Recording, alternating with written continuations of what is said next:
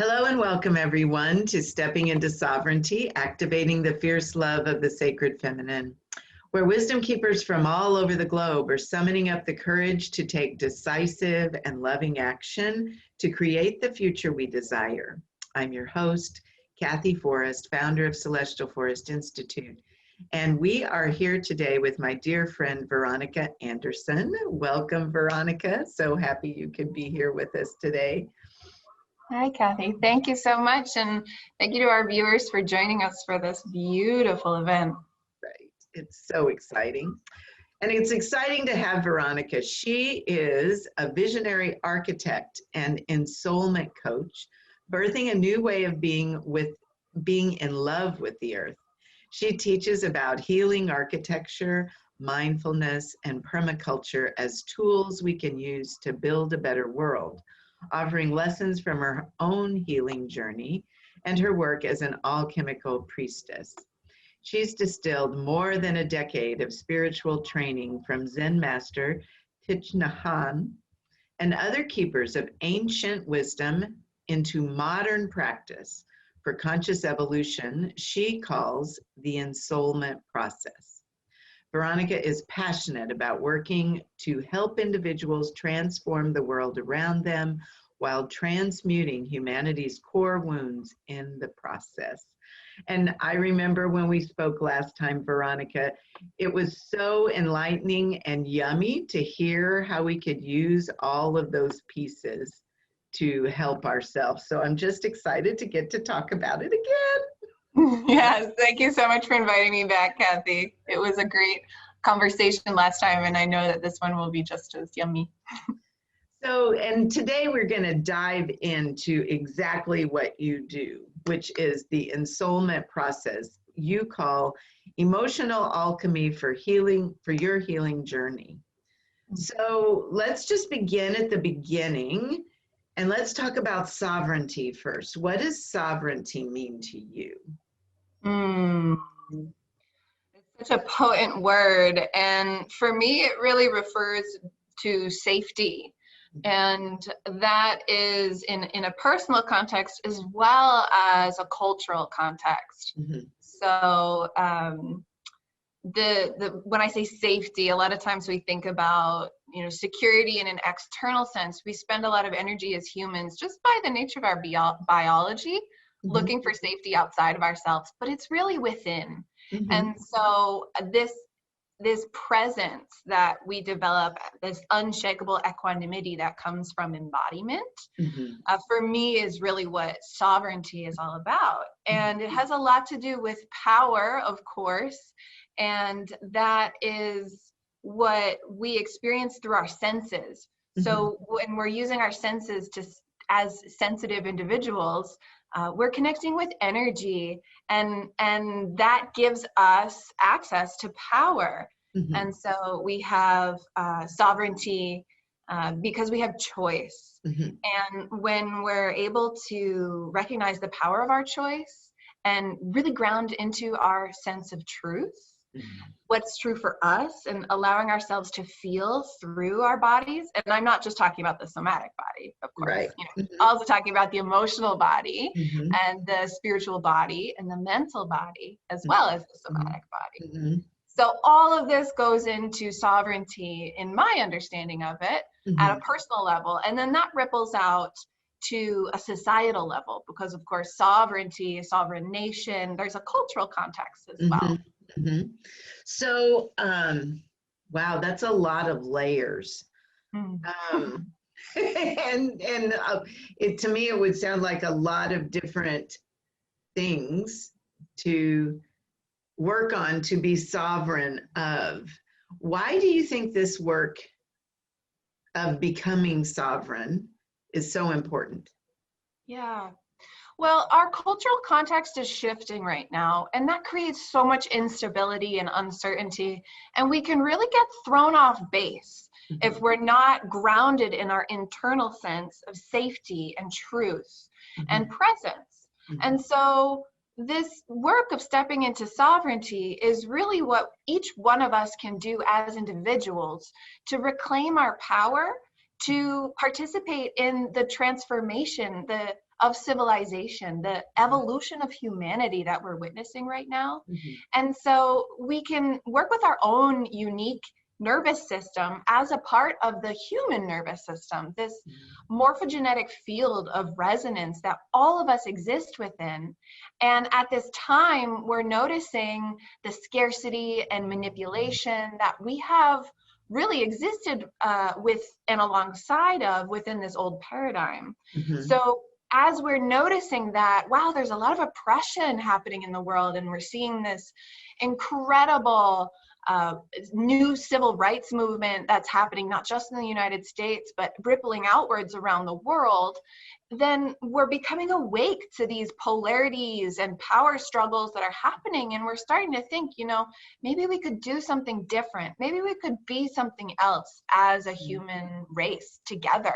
And that's where unity consciousness comes from. And that's what we know characterizes the new earth. And we talked about that last time. So if folks want to view our conversation, they can come over to my YouTube channel and tune into that conversation as well. Right. Mm-hmm. So, wow.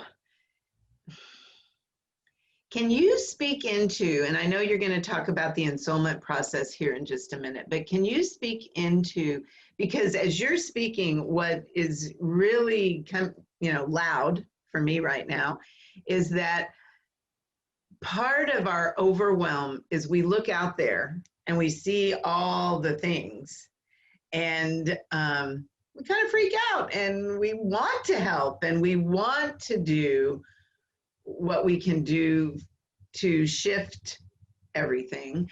But just, just like always, we think that our locus of control is out there and that we have to do something out there. And what I'm hearing you say is that really all we have to do is do our inner work. Mm-hmm. Can you speak into a little bit about, I think a lot of times people get hung up on, well, I'm working on myself, but that's not affecting anything out there. Mm. Can you talk about how working on ourselves literally does affect out there? Absolutely. From a very literal sense, we look to quantum physics to tell us, if our listeners want to tune into the science of the double slit experiment, where the observation of the viewer, the scientist watching the electrons, actually affects their behavior.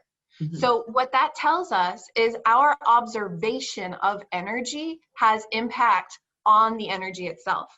And so we, doing our inner work, are observing energy within ourselves, transforming, transmuting, we're healing trauma, we're creating deeper alignment with levels of truth that we want to manifest in the world.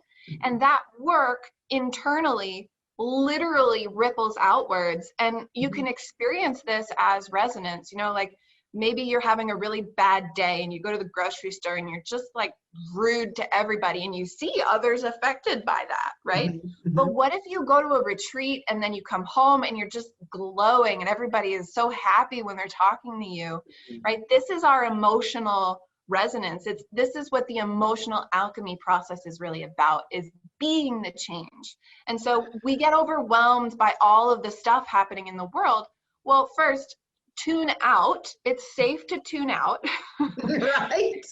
Turn off the news, put down the phone, and connect with your body. Right. Because that's what's real.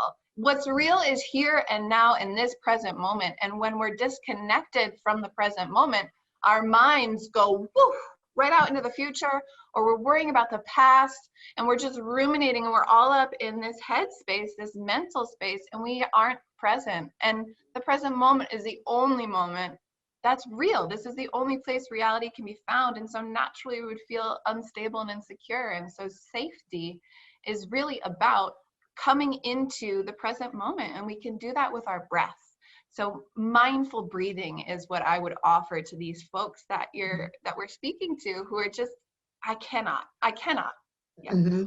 One breath, start with one, just all the way in and all the way out, and notice what that feels like.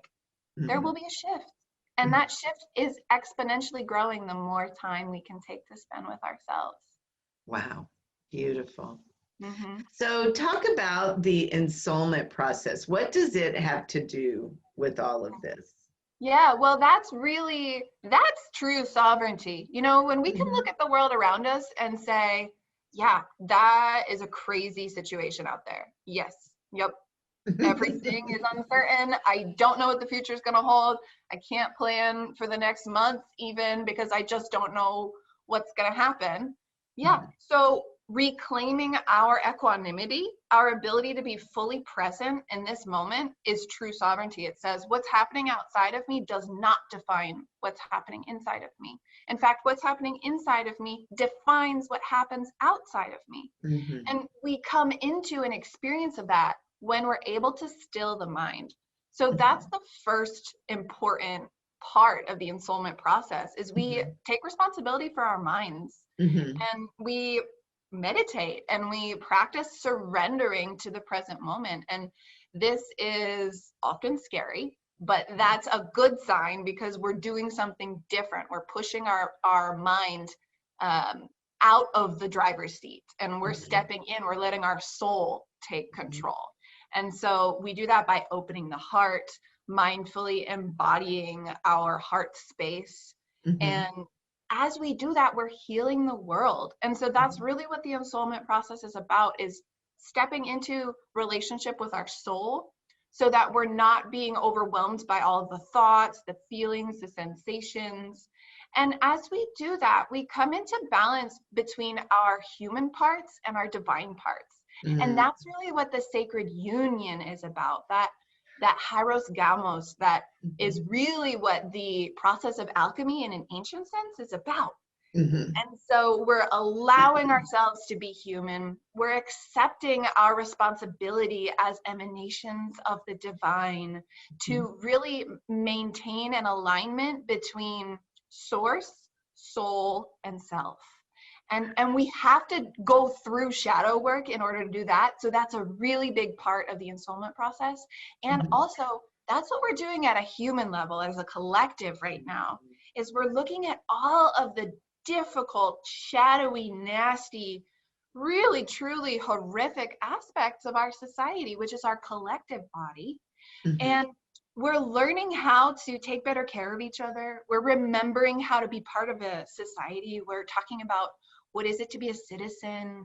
And this is all connected to the warrior's path of love, where we learn to make friends with ourselves, to become truly kind to ourselves, so that we can be compassionate members of our society and show up with equanimity and total joy in a really authentic sense. So that's really the goal of the ensoulment process, is to empower those that are here on a mission to build this new earth, to create a new paradigm.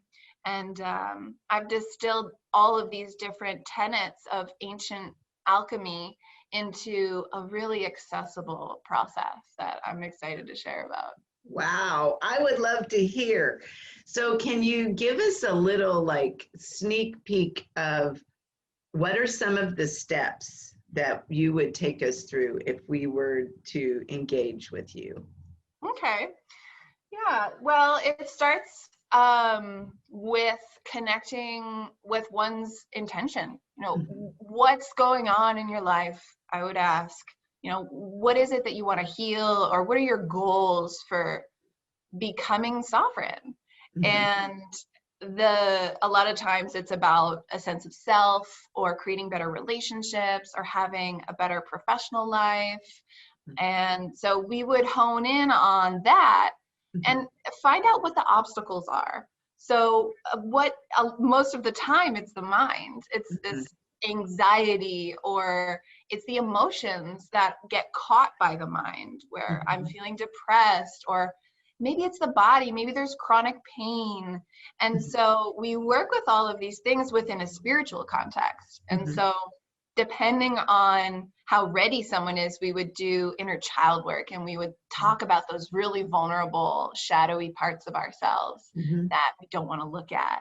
And that always frees up creative energy. So we would be practicing communicating mindfully. We would be doing meditation practices together. Mm-hmm. And all of that within an alchemical container. So literally just stepping in Mm-hmm. has this quantum impact Mm-hmm. on one's business, one's personal relationships, Mm-hmm. one's just emotional state in general. Right. Wow. So who would this kind of work be for? Who could benefit from doing this kind of work?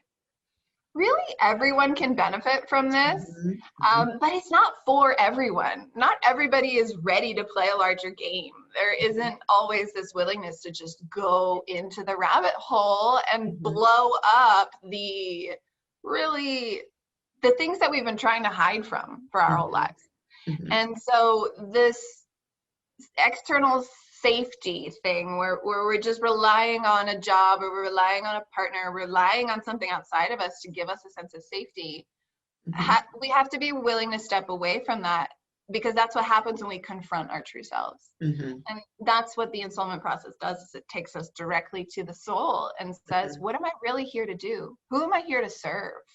And how am I here to empower others and inspire others? Mm-hmm. And our soul has all the answers for that.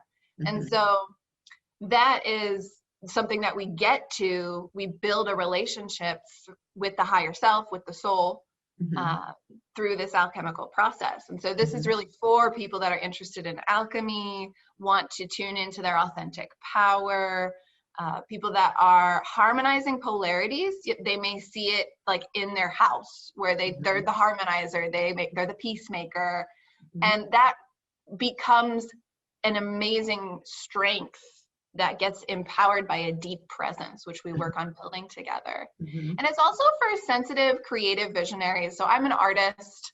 I practice architecture and all different kinds of art, dance, visual arts. And so I know what it's like to be really sensitive and visionary, where the things that you want to create haven't been spoken to yet. And that's what the soul is really about. And so we connect to emotional freedom and belonging through this work. And it's also for entrepreneurs, empathic leaders. They could be men or women or gender fluid people. And we spend so much time hiding from our greatness, even though we know we can do it. And it really helps to have a container, a mirror, a sacred reflector. And that it helps us to step into our greatness and really live who we're meant to be. And of course, this is for people that are self-healing, that are unpacking their trauma mindfully and intentionally. And what we get to do together is unlock this incredible courage that, it's bubbling up. But when somebody's there to really show you what's possible, because I've been through my own trauma journey that is quite extensive. And what happens is we learn to accept ourselves. And that's what a lot of people are working towards on their healing journey. And this medicine is really supportive of that. So I'm going to put you on the spot. Would you be willing to lead our listeners in just a little mini guided meditation, maybe, so that they could get a taste of how it feels? I think that would be yummy for them. Okay. So just want to invite you to connect with your body and let your posture be erect but not rigid, making sure that the spine is straight and the feet are either planted, the crown is tall. Just settle into the body for a moment. Becoming aware that the mind is thinking. You might have lots of different things to do. You might be doing a lot of things while you're listening to this. But just for a moment, what would it be like if you could create space to connect with yourself? And if it feels right, you can close your eyes and tune into your breath just for a moment. Noticing that where breathing isn't something we create time for most often. Most often we're focused on things outside of us, but what would it feel like right now to turn the awareness inwards and stay there?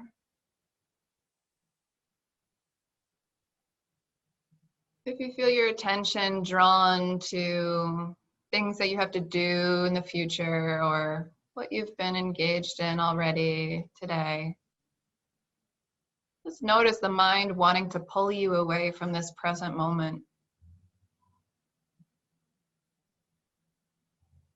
You can use the breath as an anchor. Breathing in, I lend my awareness to my in-breath. Breathing out, I lend my awareness to my out-breath.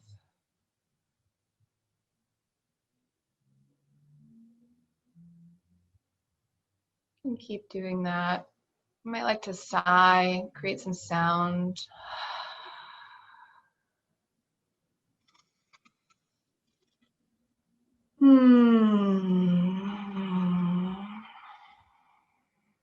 When we breathe, we're sending the message to our nervous system that we're safe.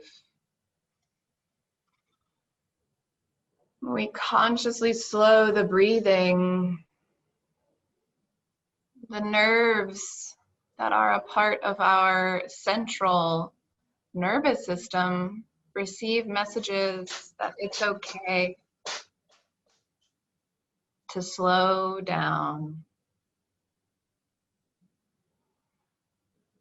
And the more we build our ability to slow down, the more we increase our capacity to be present for what is.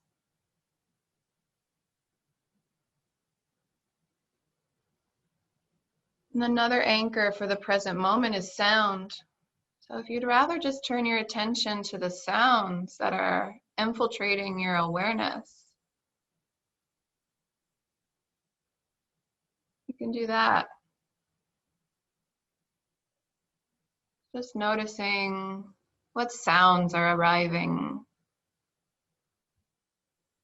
through your ears, vibrating off of your eardrums, resonating electric currents through your brain, creating meaning.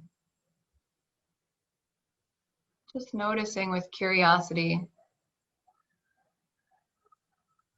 what's available in this present moment.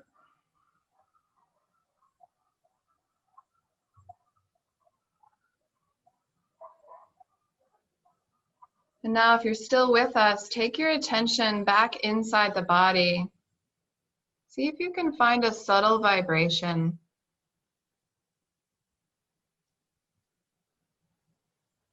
You can sense down into your feet. Notice, what does it feel like inside your feet?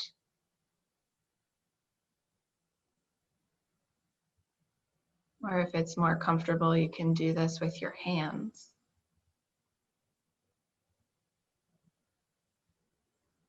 Your body is not solid. Your mind would like it to be solid, would like to perceive it as solid, but the truth is there is nothing, almost nothing, but empty space. And through this space, you are connected to the entire fabric of reality, the whole cosmos, pulsating, vibrating, alive, empty space. And when we're still and calm, when we have peace in our heart, we can connect with this awareness. And so I invite you to really receive this awareness.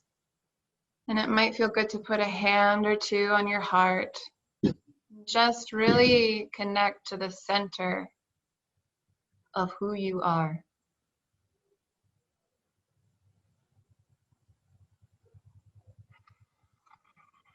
Just receiving yourself in this moment.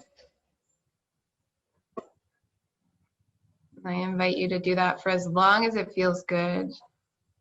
And when you're ready, when you feel guided, can bring your awareness back to this space, to whatever it is that you're doing, hopefully listening to us here. And as you feel guided, opening your eyes. Wow. Thank you. So just so our listeners know, that was totally unplanned. That was off the cuff. This girl's amazing. I totally went there. So, and she totally anchored and grounded us in the moment. Thanks, That was Cassie. awesome. So thank you for that.